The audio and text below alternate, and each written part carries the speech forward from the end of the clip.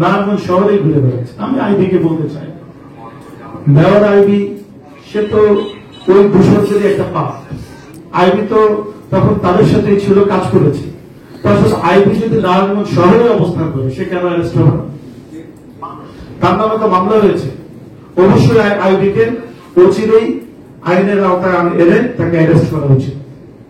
এরকম যারা যারা আছে, আপনার নারায়ণগঞ্জ থেকে ২৫০০ পর্যন্ত, সর্বোপরি সব জায়গায় আপনার এই প্রবলেম গুলো আছে। ছাত্রলীগ, যুবলীগ এবং আওয়ামী লীগের বিভিন্ন পর্যায়ের নেতৃবৃন্দ আছে, যারা ওই সময় প্রচুর ভূমিকা রেখে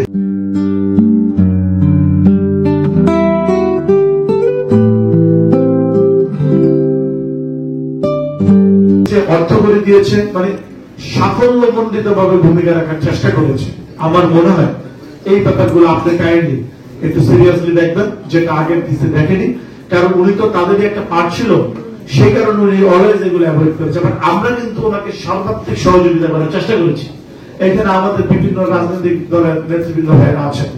আপনারা জানেন ডে ওয়ানে যেদিন আমাদের দেখেছে, প্রথম দিনে আমরা এসেছি, উনি বরঞ্চ কি করেছে, উনি দেখেছে নারায়ণগঞ্জে কাদের পটেনশিয়ালিটি আছে বিএনপিতে, তাদের নামে উনি উল্টা অভিযোগ দেওয়ার চেষ্টা করেছে ইন্টারনালি।